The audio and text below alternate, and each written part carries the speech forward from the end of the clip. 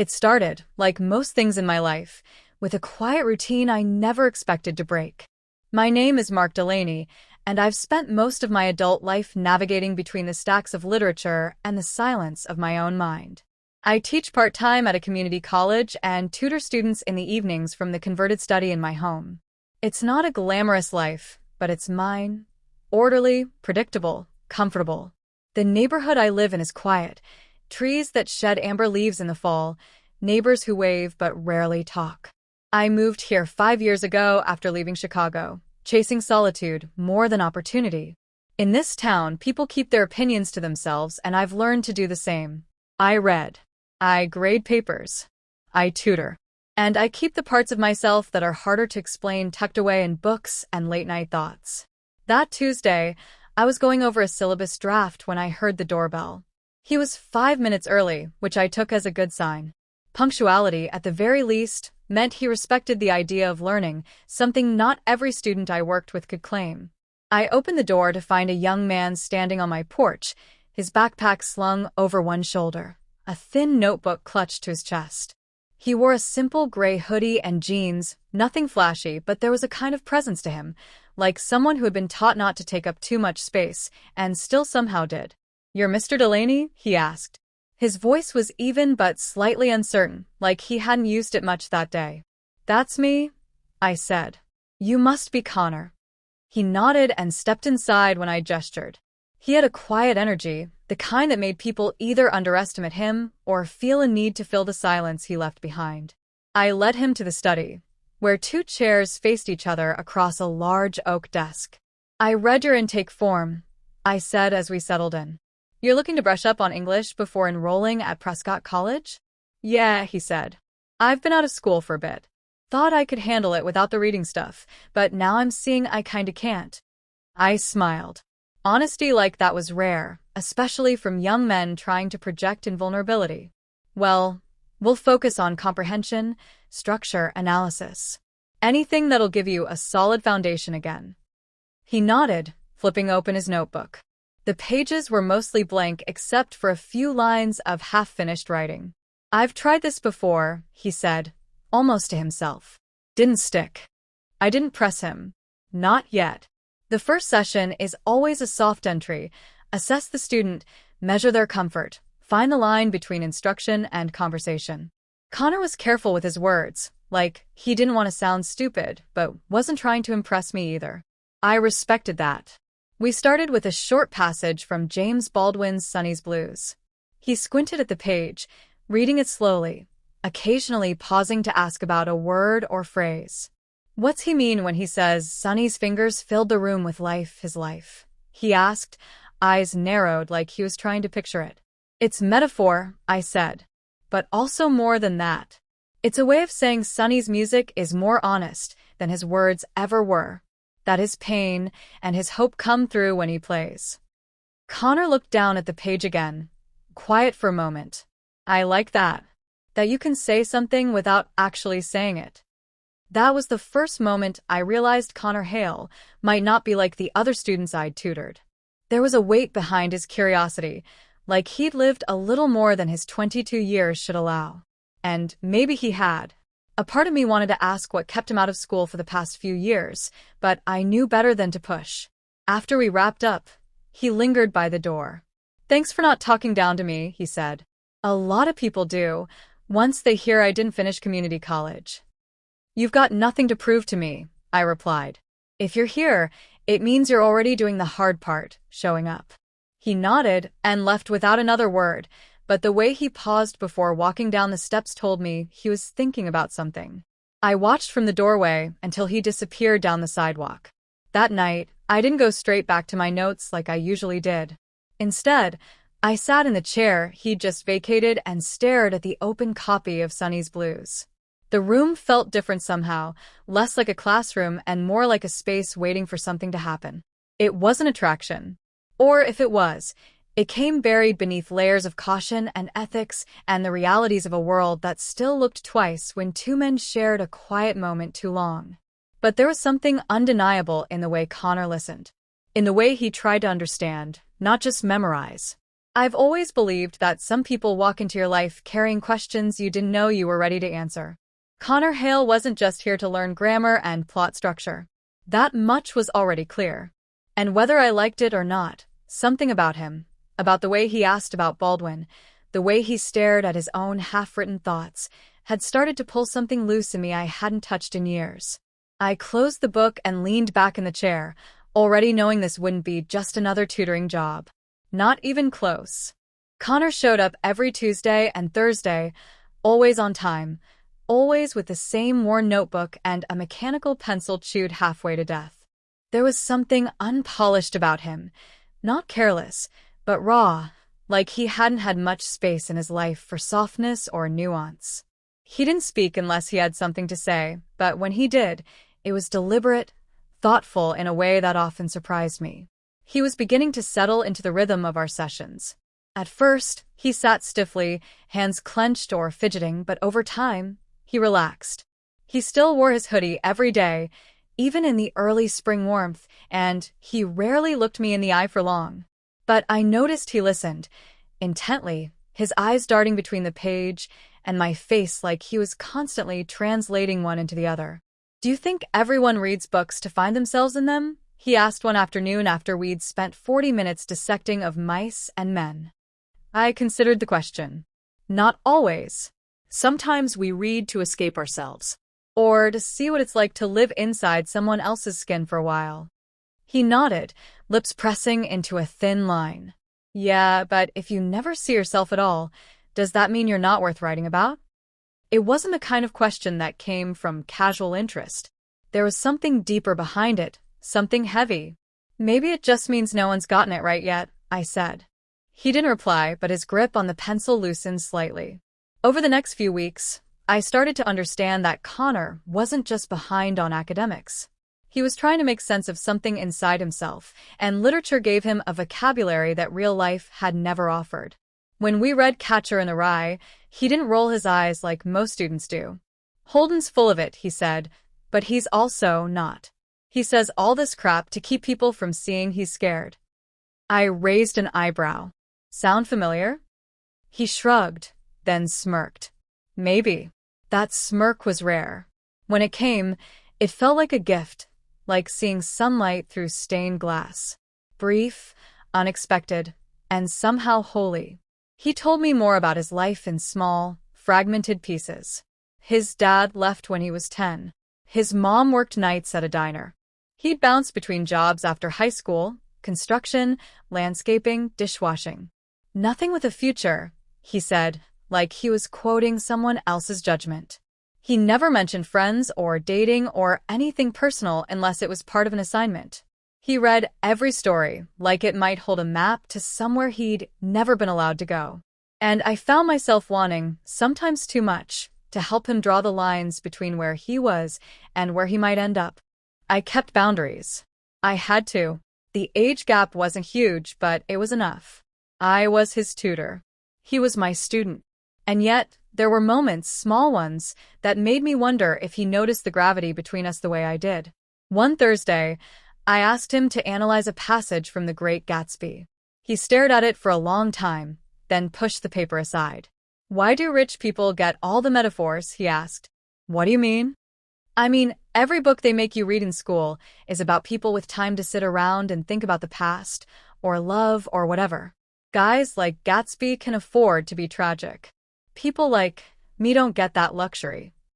His tone wasn't bitter, just matter of fact. "Tragedy isn't reserved for the wealthy," I said. "But you're right, stories haven't always made space for everyone."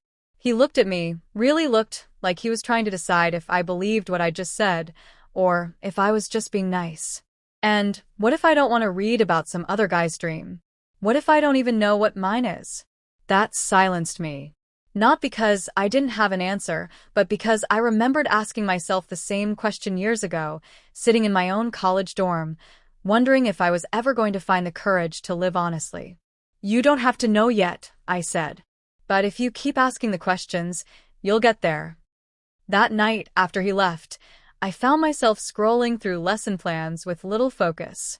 I kept replaying that moment in my head, Connor's eyes locked on mine, his voice steady but unsure. He wasn't just here to pass an entrance exam. He was trying to find a part of himself no one had ever given him permission to look for. And maybe, just maybe, he saw something in me that gave him a reason to keep coming back. It would have been easier if I could have boxed the whole thing up as a professional investment. He was a student, a promising one, and I was helping him grow. But the truth was more complicated. I'd started to care, not just about his grades or his progress, but about him.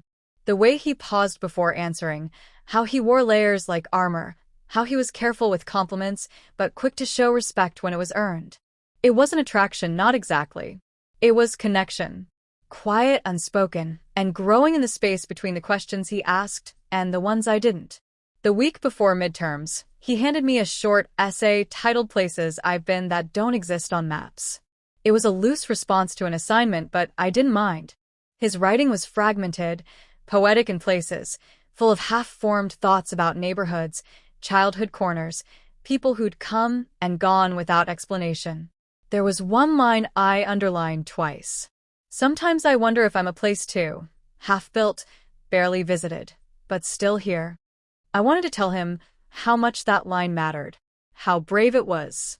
But when he came in the next day and asked what I thought, all I could manage was, "It's one of the most honest things I've read in a long time." He looked away then, but a faint smile crossed his face. That moment lingered long after he left. I didn't know exactly where this road would lead us, but I knew we'd already passed the point where it could be called ordinary. And somewhere beneath the surface, something had begun to shift. By the 5th week, our sessions had developed a rhythm that felt less like instruction and more like a conversation with structure. Connor had stopped asking for definitions every 5 minutes. He still furrowed his brow at anything symbolic, but he no longer shrank from the challenge. If anything, he seemed drawn to it now, like he'd realized there was a kind of freedom in interpreting the world in metaphors, in letting a sentence mean more than one thing. I noticed subtle changes in him. He was still quiet, still guarded, but there was a lightness sometimes, a dry remark here, a half-smile there, that hadn't existed before. He sat more comfortably now, sometimes leaning back in the chair and swinging his foot beneath the desk like he was just another young man passing time. But even with his growing ease, something stayed locked behind his eyes, something carefully guarded. I'd seen it in other students before, kids who'd grown up having to translate their feelings into survival. Connor spoke like someone who understood vulnerability could be a liability. And yet, he kept showing up.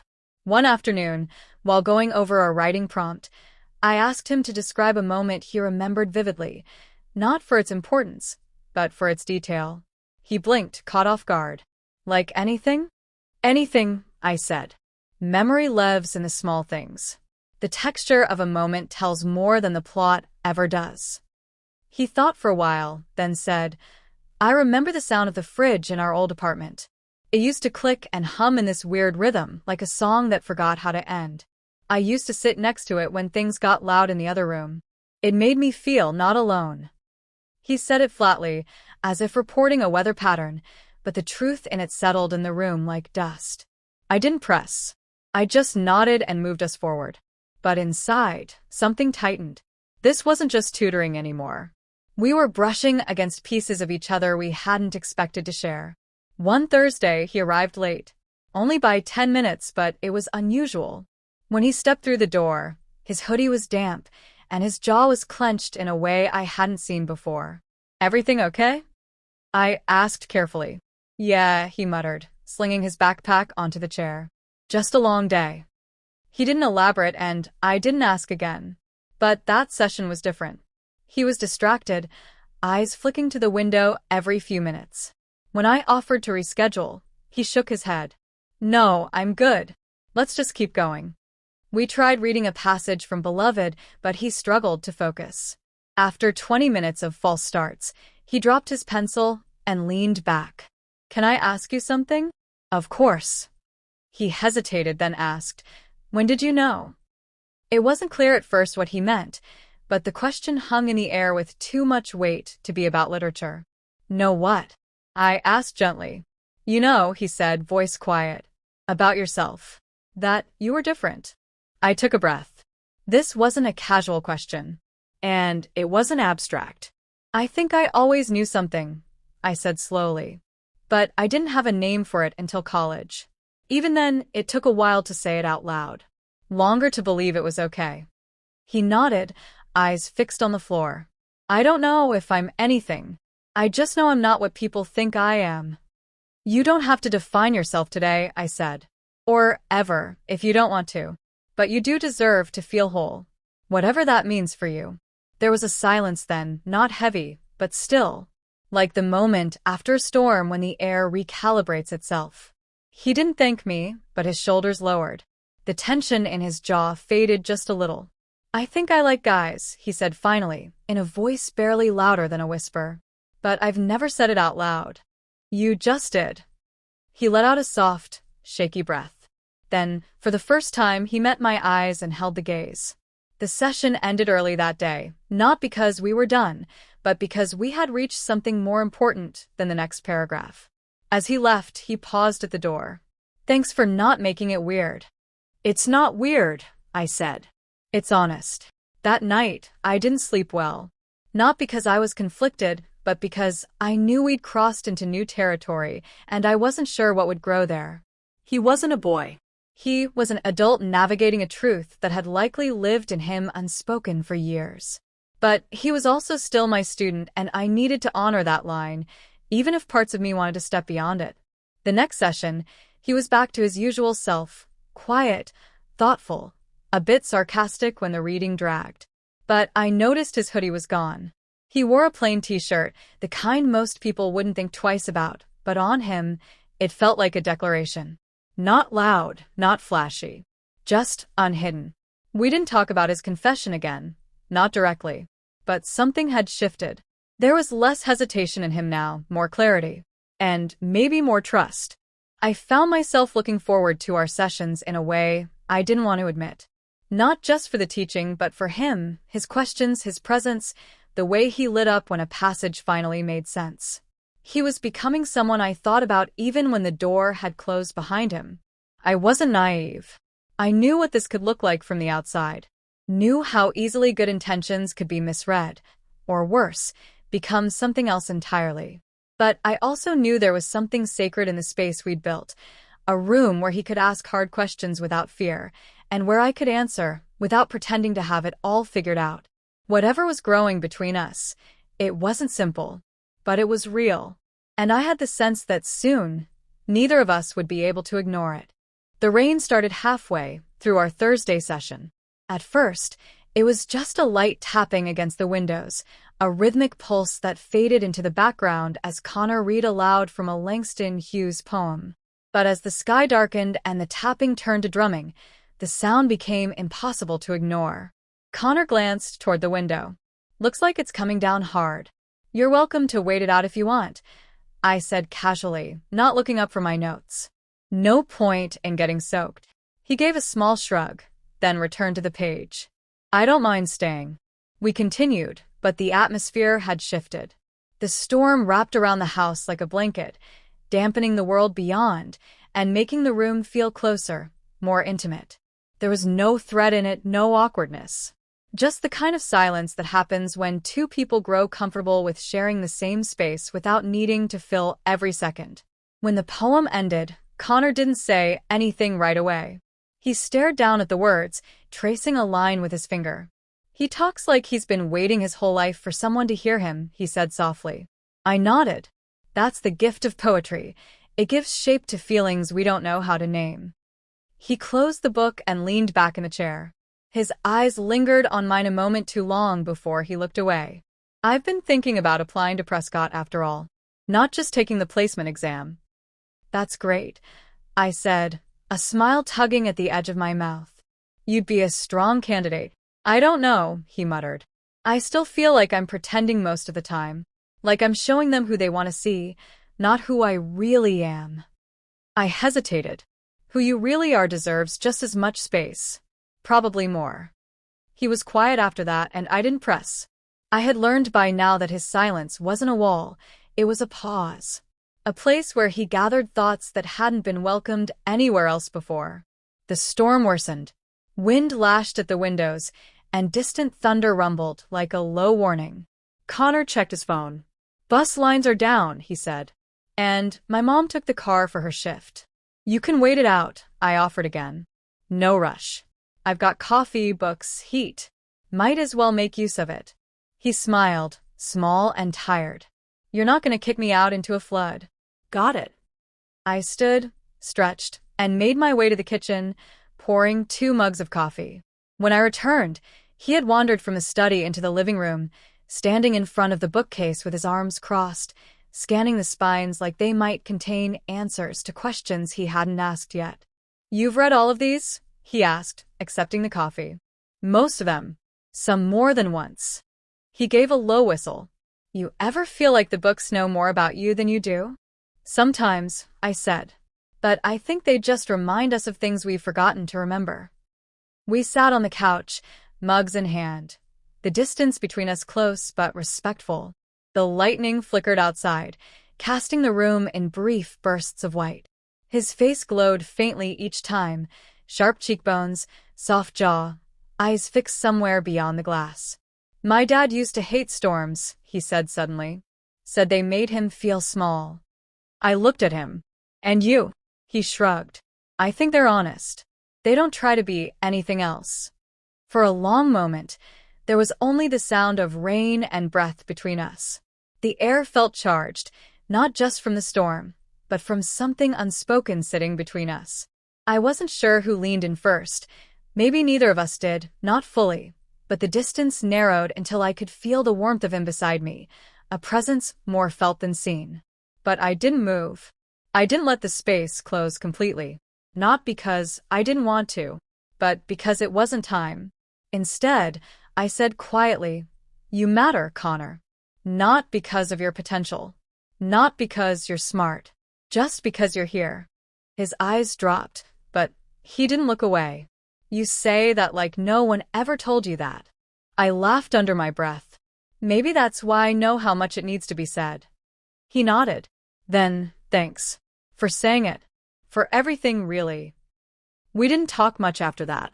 The rain softened, and the room dimmed into a quiet calm. He stayed until after 8, helping me put books back on shelves, laughing once when he dropped a volume of Whitman and the pages fanned across the floor like a fallen bird. When he finally zipped up his jacket and pulled on his hood, he paused at the door. "I'm not used to people meaning what they say," he said. "I'm trying to believe you do." "I do," I said. "And you don't have to believe it all at once." He smiled again, this time fully. "See you Tuesday?" "Always." When the door closed behind him, I didn't move right away. I stood there, holding the echo of his words in my chest like a fragile object. I knew what I felt. I knew the risk in naming it too soon, or letting it shape the way we moved through this fragile, growing thing between us. But I also knew that some storms didn't come to destroy. Some just came to wash things clean. And somewhere in the sound of receding rain, I felt the first hint that something new was beginning, quietly, irrevocably, and with more honesty than I'd allowed myself in years.